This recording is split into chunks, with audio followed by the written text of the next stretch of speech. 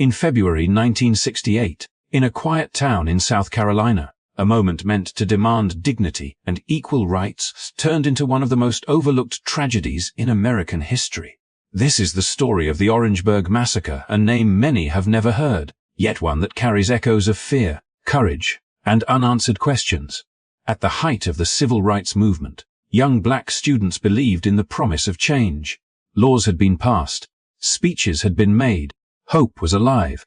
These students gathered not with anger, not with weapons, but with determination, standing up against segregation that still ruled their daily lives. They believed that peaceful protest could bend history toward justice. What happened instead would leave families shattered, a community traumatized, and a nation disturbingly silent. While other events from the era became national symbols, Orangeburg faded into the background. There were no endless headlines, no sustained outrage, no immediate accountability. The voices of the students, their pain, and their loss were quietly pushed aside, not because the story lacked importance, but because of who the victims were and where it happened. Tonight, we bring that story back into the light. This is not just a retelling of a historical event. It is a reminder of how easily truth can be buried, how memory can be selective, and how justice can be delayed or denied entirely. The Orangeburg Massacre forces us to ask uncomfortable questions about power, silence, and whose lives are remembered by history. If stories like this matter to you, stories that challenge what we think we know and give voice to those long ignored, make sure to like this video, subscribe to the channel, and turn on notifications. By supporting this channel, you help ensure that forgotten stories are finally heard. Now, let us go back to February 1968 and uncover what really happened in Orangeburg. The violence in Orangeburg did not emerge in isolation. It unfolded during one of the most transformative yet volatile chapters in American history, when the civil rights movement was reshaping the nation on paper, but not always in practice. By the late 1960s, landmark legislation such as the Civil Rights Act of 1964 and the Voting Rights Act of 1965 had promised equality under the law. Yet for many black Americans, especially in the South, daily life remained defined by exclusion, surveillance, and quiet intimidation. The law had changed, but the lived reality had not caught up. Across the country, progress and resistance existed side by side. Court rulings dismantled segregation, while local customs worked just as hard to preserve it. In many southern towns, restaurants, theaters, and recreational spaces continued to enforce racial barriers, not openly defying federal authority, but slowly wearing down those who dared to challenge the status quo. For young people coming of age in this era, particularly students at historically black colleges and universities, this contradiction was impossible to ignore. They were studying freedom in classrooms, yet denied it beyond campus gates. South Carolina State College stood at the center of this tension. Like many HBCUs, it was more than an academic institution. It was a space where political awareness sharpened and collective courage formed. Students followed national events closely. The March on Washington, the speeches of Martin Luther King Jr., the sacrifices made in Birmingham and Selma. These were not distant headlines, but living examples of what organized, nonviolent action could achieve. At the same time, students understood the risks. Every protest carried the possibility of retaliation, not only from angry crowds, but from those sworn to maintain order. The promise of federal protection often felt fragile on the ground. Law enforcement agencies, shaped by local power structures and long-standing racial hierarchies, frequently viewed civil rights demonstrations not as constitutional expression, but as disruption. Even peaceful gatherings were met with suspicion, while the presence of uniforms and weapons signaled who truly held authority in the streets. This imbalance created an atmosphere where tension simmered beneath the surface, waiting for the smallest spark. In Orangeburg, that spark was not radical ideology or chaos, but something painfully ordinary: the desire to be treated equally in a public space. What followed was shaped by years of unresolved conflict between federal ideals and local realities. As students pressed forward, convinced that nonviolent resistance was both morally right and historically effective, the response they faced revealed how deeply ingrained fear and control still were. The presence of heavily armed forces against young, unarmed protesters was not accidental. It reflected a broader pattern seen across the South, where demands for equality were often interpreted as threats rather than rights. This context is essential to understanding why Orangeburg unfolded the way it did. The tragedy was not simply the result of one decision made in a single night, but the consequence of a system struggling to reconcile progress with prejudice. While the nation celebrated legislative victories, communities like Orangeburg became pressure points where unresolved injustice surfaced with devastating clarity. The students believed the law was on their side, and in theory, it was. Yet theory offered little protection when confronted with fear, misinformation, and an unwillingness to relinquish control. Orangeburg belongs to the same historical current as Selma, Birmingham, and later Kent State, yet it remains far less remembered. Its silence in national memory reflects the uncomfortable truth that not all suffering is treated equally, even in moments of supposed progress. To understand Orangeburg is to recognize that the civil rights movement was not a clean transition from injustice to equality, but a fragile bridge built under constant strain, where every step forward demanded courage, and where the cost of demanding dignity was often far higher than history is willing to admit. The spark that ignited the Orangeburg Massacre was not born from grand speeches or sweeping legislation, but from the simple, repeated denial of dignity. The All-Star Bowling Lanes, a local establishment, stood as a stark symbol of the contradictions that defined life in the South during the late 1960s. Despite the federal mandate to end segregation, the business continued to enforce a whites-only policy, treating the law as a suggestion rather than a binding rule. For the students of South Carolina State College, this was not merely a refusal of service. It was a daily reminder that the promises of justice and equality remained hollow in their own hometown, a place that should have nurtured their aspirations rather than constrained them. What began as a routine encounter soon became a confrontation steeped in frustration and moral clarity. Young men and women, educated in the principles of equality and emboldened by the victories of the broader civil rights movement, recognized that their voices could not be ignored. The repeated denials at the bowling alley were not isolated incidents. They were a pattern of systemic disrespect that demanded action. The students understood that challenging such an institution meant risking public scorn, police attention, and even personal safety. Yet they were determined to assert their right to exist in spaces that had long been denied to them. Their approach was deliberate, informed by the strategy of nonviolent resistance that had shaped the era demonstrations designed to illuminate injustice, to confront discrimination with courage rather than aggression. On February 5, 1968, the first attempt to enter the bowling lanes ended predictably with resistance from the owner and intervention by the police, resulting in arrests that further inflamed the student body. Far from deterring them, the encounter galvanized their determination. They returned in greater numbers the following day, not with weapons or malice, but with a commitment to peaceful protest, holding firm to the principles that had guided countless others in the struggle for civil rights. Their actions were a clear statement: equality was not negotiable, and the law, when ignored by those in power, must be asserted by the people it was intended to protect. The All-Star Bowling Lanes, in this sense, became more than a local business. It became a battleground for the broader struggle for justice, a microcosm of the tensions that rippled across the South.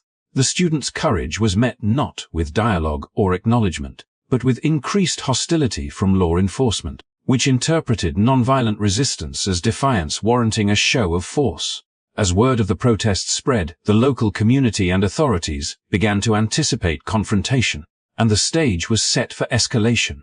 What had begun as a fight for access to a recreational space had become an emblem of resistance against a society unwilling to reconcile its ideals with its practices, a flashpoint that would tragically explode into violence.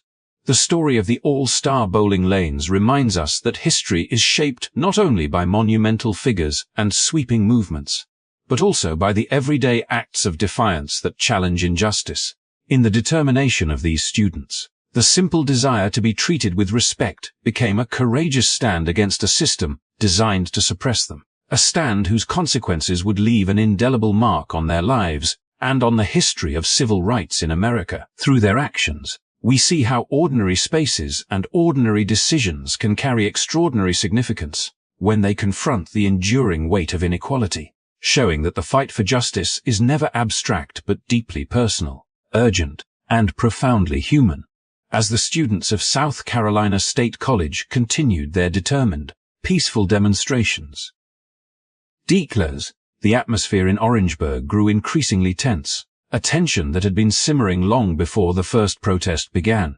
The town, like many others in the South, was steeped in a history of racial hierarchy and entrenched authority, and the presence of young black students asserting their rights challenged that fragile balance. The All-Star Bowling Lanes incident, though seemingly small, had become a symbol of defiance, and local authorities were determined not to allow it to escalate in their eyes. What had started as a call for justice in a single establishment quickly drew attention from law enforcement, who interpreted the students' nonviolent gatherings as potential threats, a perception rooted less in actual danger and more in fear of losing control. By early February, the response to these protests had escalated beyond routine policing. Local police officers were deployed in increasing numbers, armed and prepared for confrontation, while the National Guard was called in to maintain what the authorities described as order. The mere presence of heavily armed forces transformed the streets around the college into a charged environment, where every movement, every raised voice, seemed amplified by the anticipation of conflict. The students, mindful of their commitment to peaceful resistance, faced a profound psychological challenge: to stand their ground in the shadow of weapons and authority without provoking the very violence they sought to resist. On the evening of February 7th, tensions reached a precarious peak. A minor fire broke out during a student assembly, likely caused by an innocuous accident. Yet for law enforcement, it became a sign of imminent disorder. Officers and National Guard members, already on edge, interpreted the students' presence and actions as a prelude to insurrection. Their perception of threat was not grounded in actual aggression. The students remained unarmed, their protest governed by discipline and a clear purpose. Yet in an environment saturated with fear and historical prejudice, perception often outweighed reality. Every movement of the students, every shout or gesture, became magnified into a potential provocation, setting the stage for a confrontation that no one could fully control. The deployment of the National Guard, alongside the local police, did more than merely enforce security. It created a visual and psychological barrier between authority and the students, a constant reminder of power poised to strike. For the young protesters, the knowledge that they were being watched by trained, heavily armed personnel added a weight of danger to every action, and yet it also underscored the stakes of their mission. They were demanding equality in a society that had repeatedly denied it, and in doing so, they challenged a system willing to respond to moral claims with intimidation and force. The line between order and violence became blurred as the authorities' anticipation of unrest escalated, demonstrating how quickly a situation can spiral when fear replaces understanding and power replaces dialogue. By the night of February 8th, the stage was set for tragedy. The students gathered in front of the Felton Gymnasium, committed to their cause but surrounded by men whose training and orders emphasized control and suppression above negotiation. Every moment of the preceding days had built toward this confrontation, a collision between the courage of youth and the calculated readiness of armed authority. What unfolded would reveal how the misinterpretation of peaceful intentions, amplified by historical bias and fear, could result in catastrophic consequences. The Orangeburg Massacre was not an accident of a single moment, but the culmination of escalating tension, misjudged threat, and the fatal consequences of a community unprepared to reconcile justice with power, a stark illustration of how courage and oppression can collide with devastating results. In the aftermath of the violence that erupted in Orangeburg, the narrative of what had occurred was swiftly and decisively shaped by those in positions of power, and the story that emerged bore little resemblance to the reality witnessed by students and local residents. Despite clear evidence that the students had been unarmed, peaceful, and committed to non-violent protest, authorities painted them as aggressors, framing the massacre as a response to supposed threats and provocations that had never truly existed. The media, too, largely echoed this perspective, giving voice to official statements while neglecting to investigate or report on the experiences of the young men and women who whose lives had been shattered. In this carefully constructed version of events, the students' courage was overshadowed by allegations of disorder and rebellion, and the humanity of those who had been shot at, some killed outright, was reduced to footnotes in a story that was never theirs to tell. The legal aftermath only deepened the sense of injustice. 9 officers from the South Carolina Highway Patrol, who had opened fire on unarmed students in a terrifying barrage, were brought to trial on charges of excessive force. Yet the proceedings offered little hope of accountability. In court, their actions were defended as self-preservation, their fear elevated above the documented evidence that the students posed no threat. Witnesses confirmed the absence of weapons, and yet the officers were acquitted, their freedom maintained while the families of the victims were left to contend with grief and unanswered questions. In this stark reversal of justice, the law appeared less a protector of rights and more a shield for those entrusted with enforcing order, illustrating how power and prejudice could manipulate both public perception and legal outcomes. Amid this landscape of injustice, Cleveland Sellers, a young civil rights activist and member of the Student Nonviolent Coordinating Committee, became a scapegoat. Though he had not fired a shot nor directly engaged in any violent act, he was arrested and charged with inciting a riot. His commitment to peaceful protest twisted into evidence of criminal intent. Sellers' conviction, and the year he spent in prison, stood as a stark example of how the justice system could be weaponized against those who challenged systemic oppression, transforming moral courage into legal liability. It was decades before this wrong was acknowledged and rectified, with Sellers finally being pardoned in 2001, a symbolic gesture that, while meaningful, could never undo the personal and collective trauma inflicted by both the massacre and the flawed response that followed. This chapter in Orangeburg's history underscores the profound disparity between the lived experience of the victims and the version of events endorsed by authority, revealing how quickly truth can be overshadowed when institutions prioritize self-preservation over justice.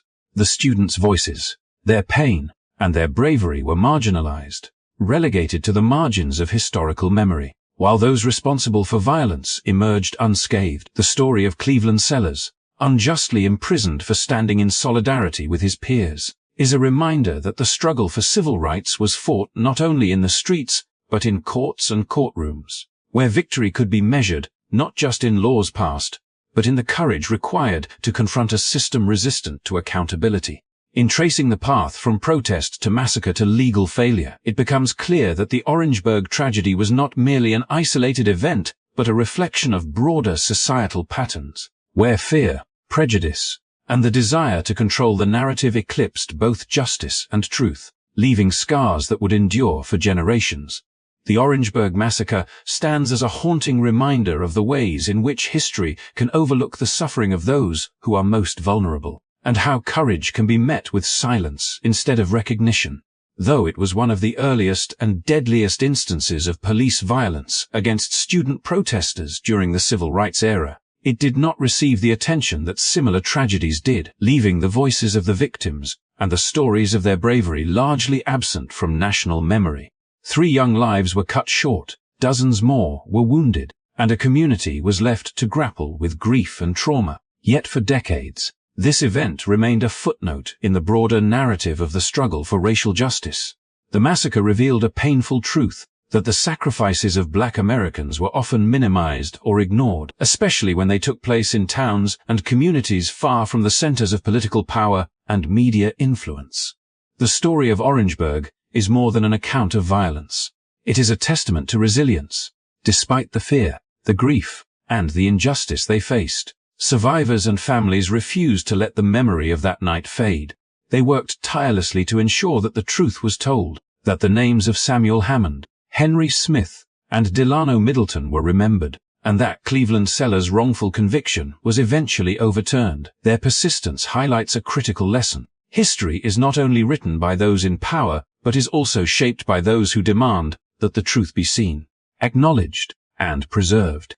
Each effort to document, teach, and honor the events of February 1968 serves as a counter to erasure, a way to remind the world that even in the face of systemic injustice, voices can rise, and memory can endure.